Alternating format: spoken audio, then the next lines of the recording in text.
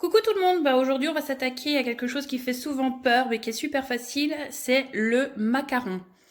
Donc je vous donnerai tous les détails dans la recette, mais vous aurez besoin d'une sonde, d'une corne ou d'une spatule, de la poudre d'amande, du sucre glace, je vais y arriver, donc des blancs d'œufs, du colorant et du sucre normal et un petit peu d'eau. Ça va être pour faire le sirop parce que c'est avec de la meringue à l'italienne. Je vous expliquerai comment on fait. Et ça, c'est juste la base en fait qu'on va monter avec juste des blancs en neige et pour faire, on va dire, une pâte. Ça, c'est absolument pas cher, c'est accessible à toutes les bourses, hein, c'est facilement trouvable sur un site qui s'appelle Ali et qui finit par Express, hein, sans vouloir dire. Et du coup, qu'est-ce que vous devez savoir par rapport à ça? Oui, la poudre d'amande, vous pouvez prendre n'importe laquelle, de préférence blanche, sinon les macarons vont être un peu teintés. Le sucre glace, on va en faire tout à l'heure, ce qui m'en manque pour ma préparation, et vous verrez que votre robot ménager peut vous faire du sucre glace. Là, pour les différents colorants, j'en ai un que j'ai trouvé sur un site qui commence par I et qui finit par B.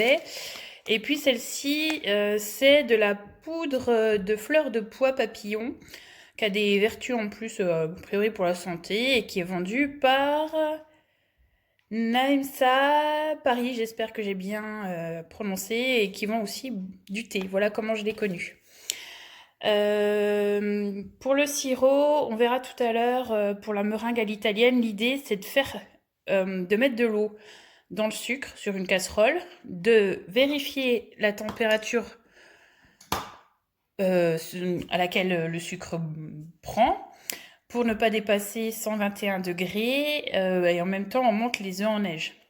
Ça a l'air assez technique mais en fait c'est assez simple. À 118, quand le thermomètre est à 118, là je lance mes œufs. Les œufs on peut les faire au batteur, à la main je déconseille. Et puis c'est vrai que c'est pas mal quand même d'avoir un KitchenAid ou voilà un artisan, enfin voilà des robots qui peuvent nous aider un peu. Sinon, vous pouvez le faire au four électrique, ça ne pose aucun souci. Et donc voilà, je vais vous montrer comment on fait déjà du sucre glace parce qu'il m'en manque 79 grammes. À tout de suite. Donc voilà, j'ai besoin de 79 grammes.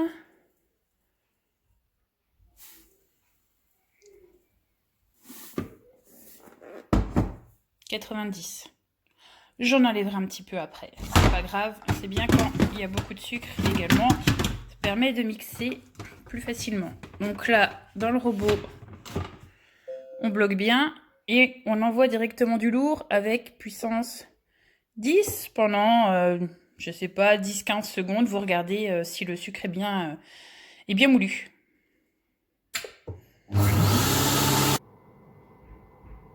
15 secondes se sont écoulées. On va voir ce que ça donne. Ça me semble pas mal. Ouais.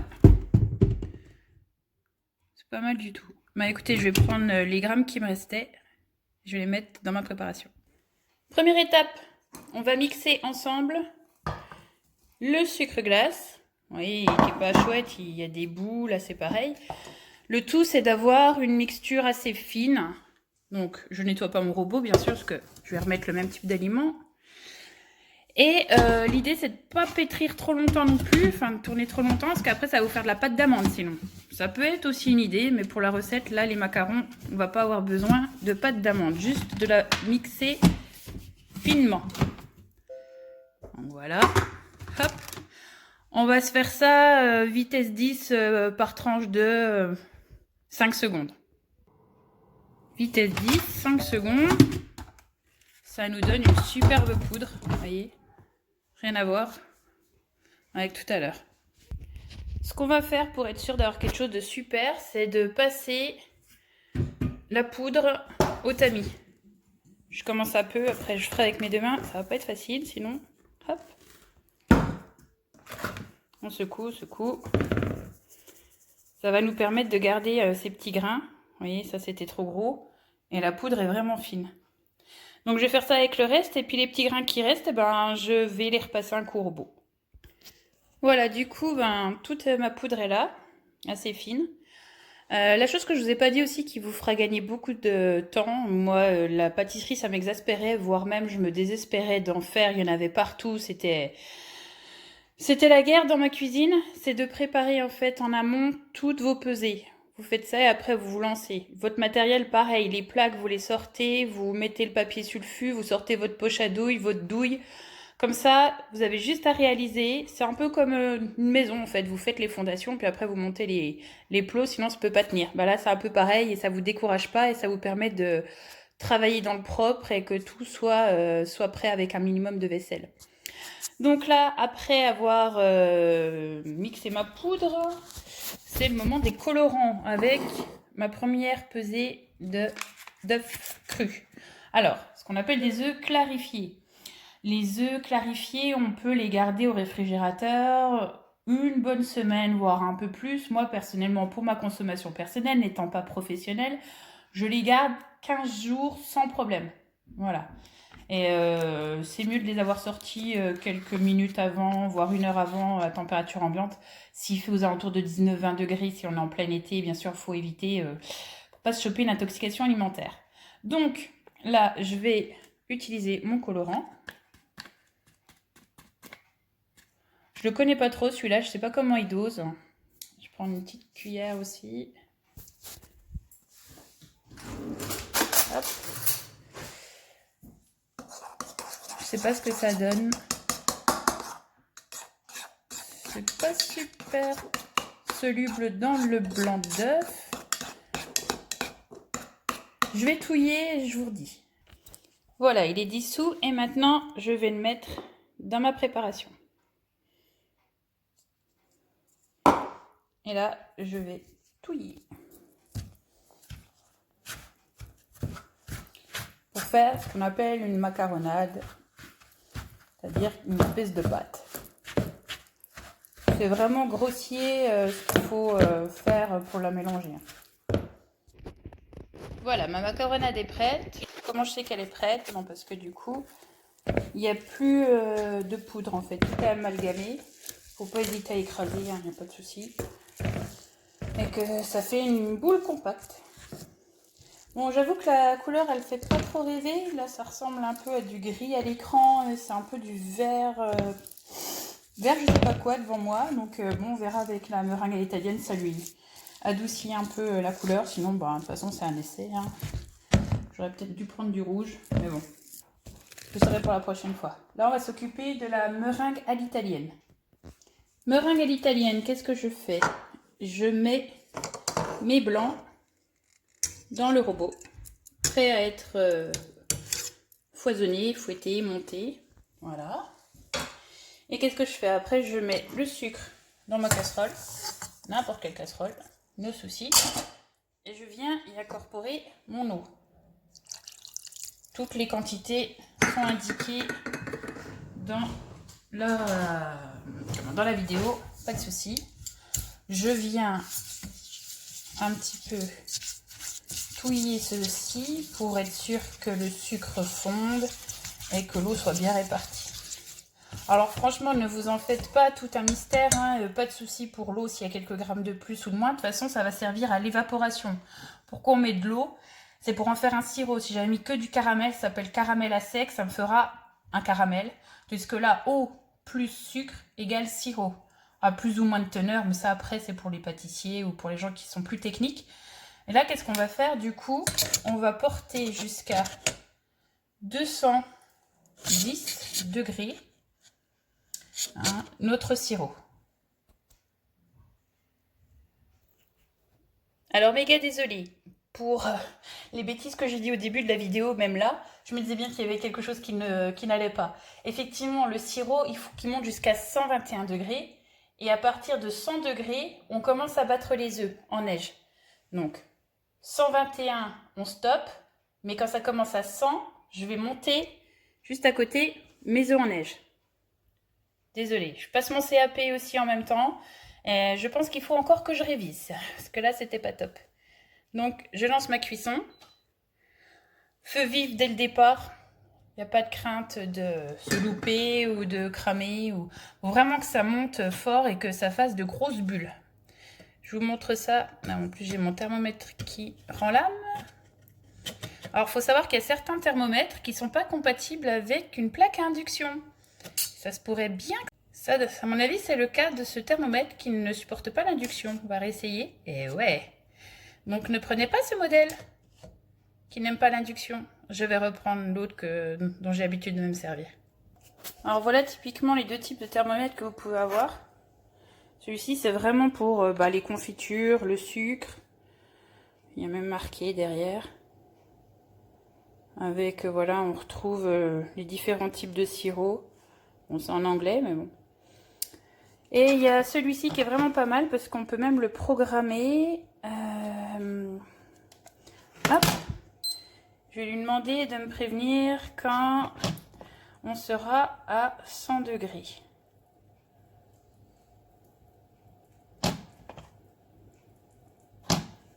Tac. Et c'est parti.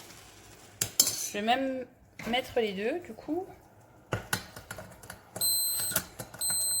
Eh ben, on est déjà à 100 degrés, on va réduire un petit peu. Alors pas de souci si... Oui, merci de me prévenir. Insupportable. Donc du coup, comme je disais, si ça chauffe trop vite, pas de souci. Si vous avez dépassé la température, ne paniquez pas. On laisse tout doucement redescendre, on baisse son feu. Donc là, on est à combien? Quasiment 200 pour celui-ci.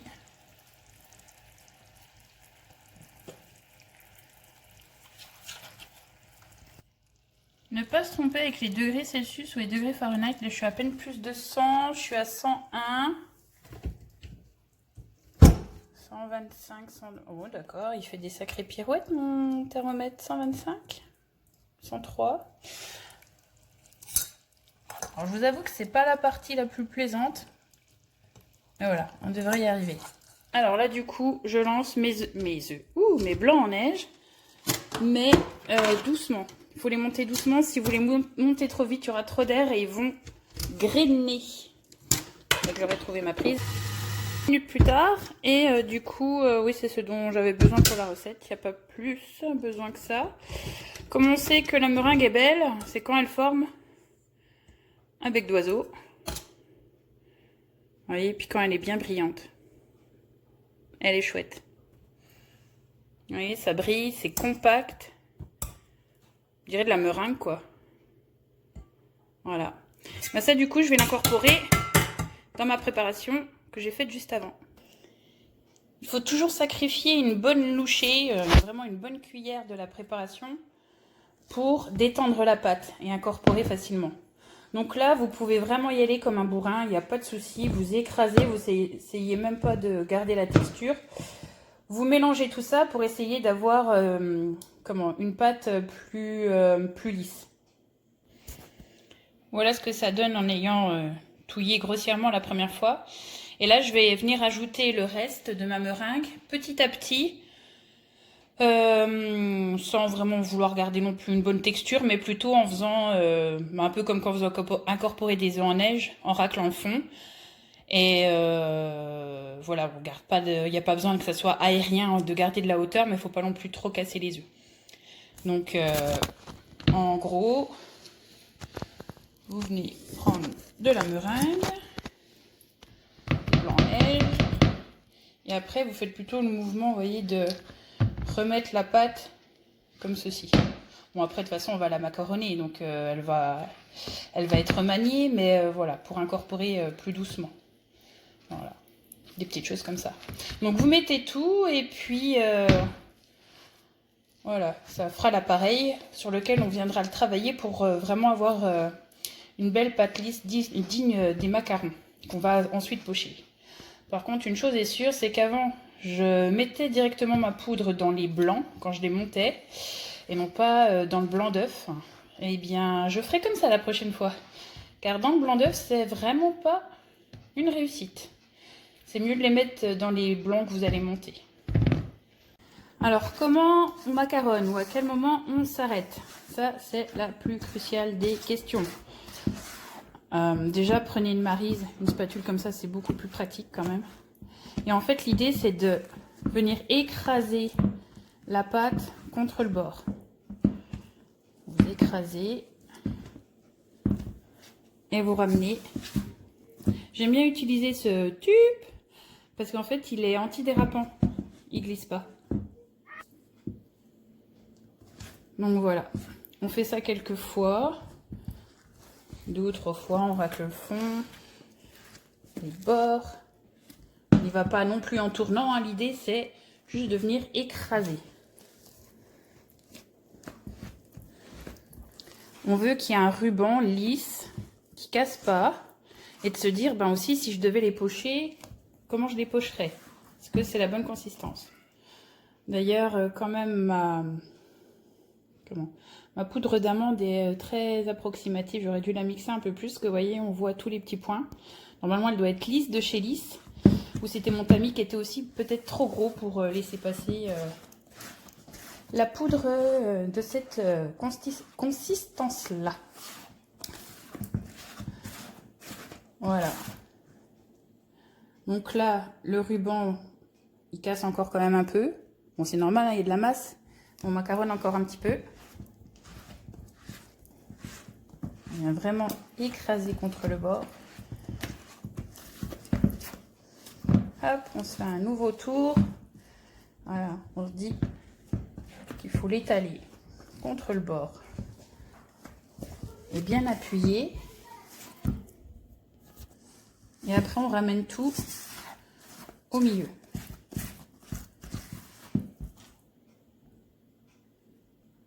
Là, c'est plus fluide. Voilà, c'est un peu à l'œil puis à l'expérience. Avec l'expérience, c'est sûr que ça apporte pas mal. Mais voilà, l'idée, c'est d'avoir un ruban.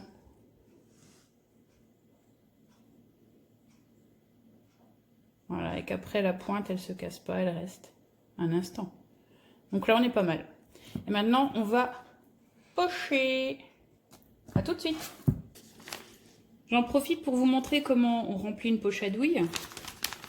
Alors, on prend une douille, on prend une poche. Jusque-là, c'est le plus facile. On met la poche, la douille jusqu'au bout. Le mieux, c'est de ne pas couper tout de suite. Comme ça, au moins, vous êtes sûr que ça ne part pas. On ouvre, on replie pour venir placer sur la main. Donc, c'est pour ça qu'il ne faut vraiment pas avoir peur de prendre des grandes poches entre tout ce que vous allez y mettre et puis ce fameux pli qui vous aide bien, en fait, à ce que lorsque vous allez la remplir, qu'elle ne vous échappe pas, quoi. Là, ouais, c'est bon. Donc après, je prends ma préparation. Hop, on va essayer de faire ça proprement, ce qui n'est pas forcément mon fort. Et on vient verser toute la préparation à l'intérieur. Alors, je vous avouerai que personnellement, la corne, c'est le meilleur ami du pâtissier. Amateur ou professionnel, parce que vous voyez la différence en 2 gestes. Non seulement déjà je maîtrise pour ne pas en mettre partout, pas trop du moins. Oubliez ce que j'ai dit, mais en tout cas c'est une délicate opération.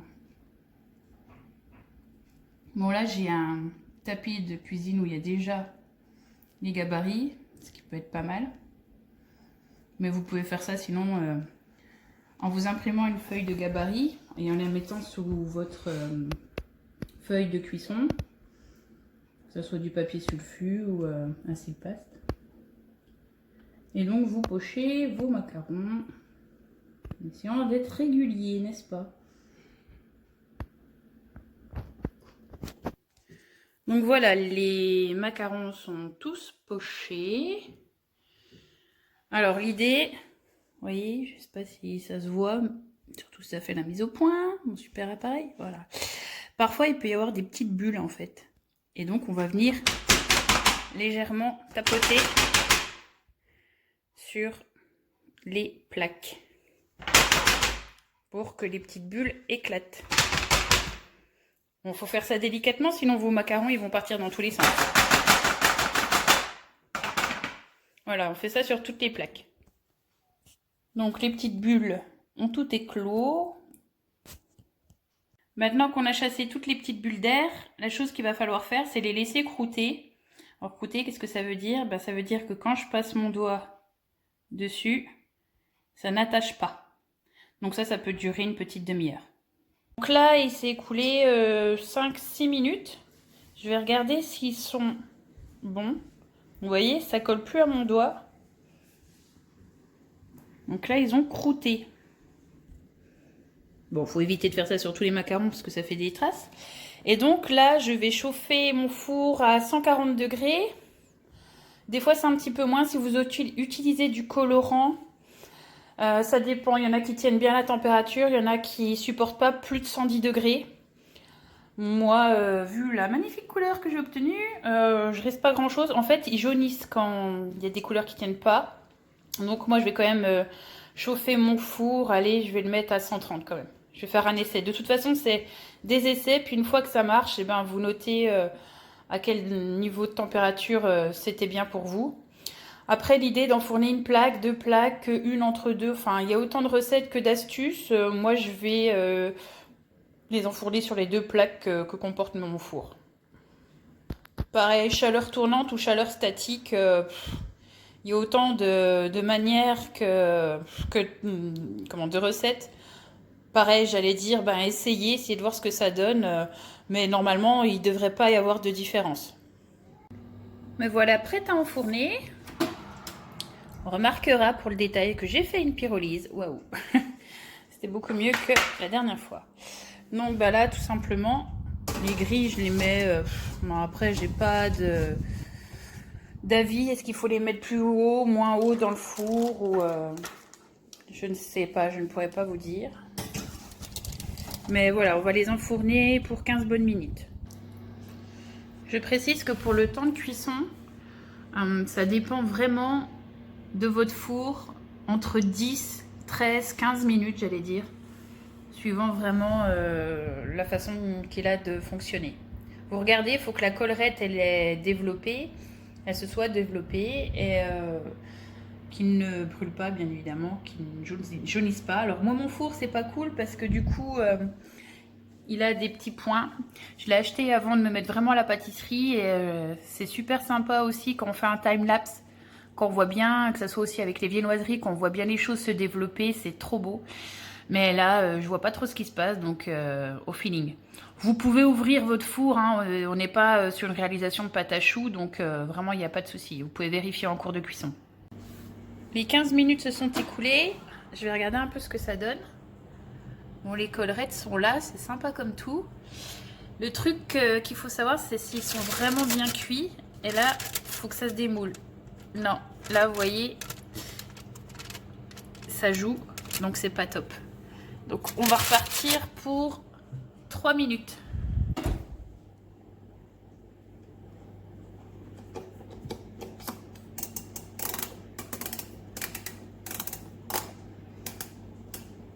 Allez, à tout de suite. Par contre, vous voyez, par acquis de conscience, j'ai quand même pris les autres sur le Silplast là. Et ça cuit beaucoup mieux.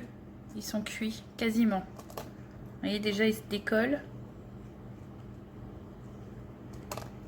Moi, je dirais qu'il faudrait... Ah, bah non. Ouais, prolonger 2-3 minutes. Mais quand vous avez plusieurs feuilles, enfin plusieurs cuissons, n'hésitez pas à regarder en haut et en bas, ça chauffe pas pareil.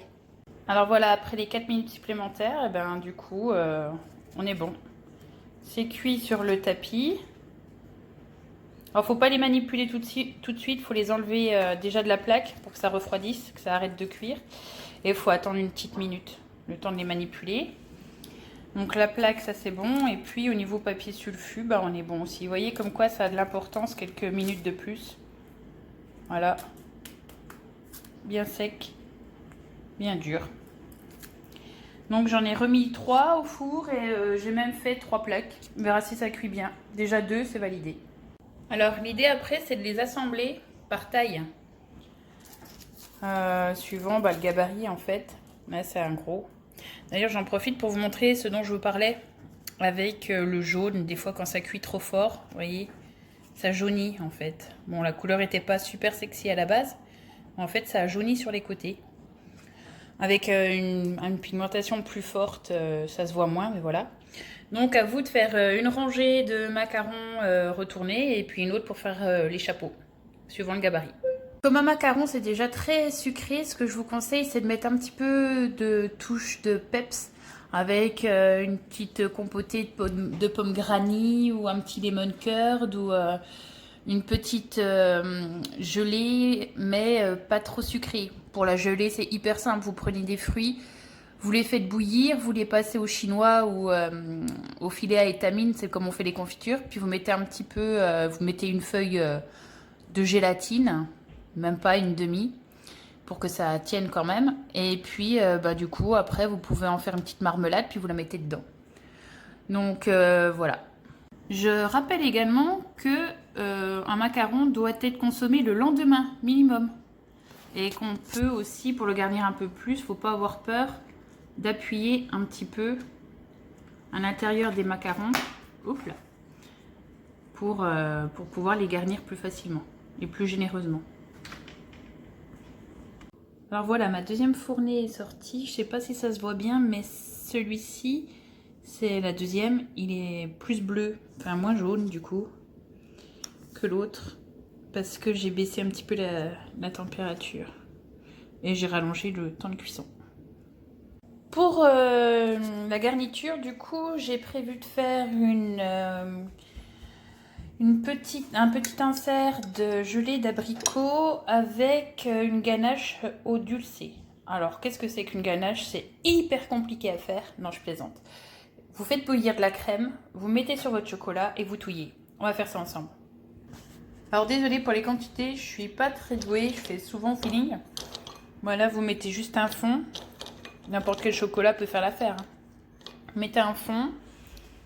Et là, je vais porter ma crème à ébullition. Pareil, la crème, il y en a quoi? Peut-être 10 centilitres, 15 centilitres, grand max.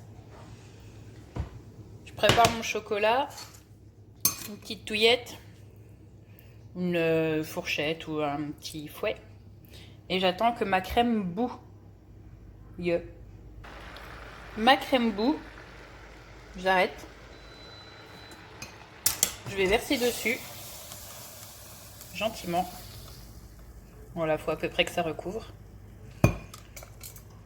Et là, no stress. On va laisser la crème faire le travail à notre place. C'est-à-dire, tout simplement, elle va réchauffer le chocolat. Donc après, on aura juste à touiller un petit peu. Voilà, là on la laisse tranquillement. Pendant quoi, on va dire, allez, 30 secondes. Après, on pourra touiller. Donc là aussi, pour tester, vous voyez, avec ma fourchette, mon fouet, je viens tester un peu ce qu'il y a au fond. Et je sens qu'il n'y a plus de résistance, que c'est mou. Donc je me dis que là, mon chocolat, il est prêt. Donc là, j'ai touillé mon chocolat avec ma crème et j'ai donc une émulsion, une ganache. Alors l'idée en fait, c'est de prendre le macaron, de prendre un petit peu de garniture, de dulcé, comme ceci, et d'y ajouter la petite gelée, vraiment une pointe pour la fraîcheur. Hop, c'est pas bien. Voilà, vous voyez, c'est vraiment pas grand chose. Une petite pointe.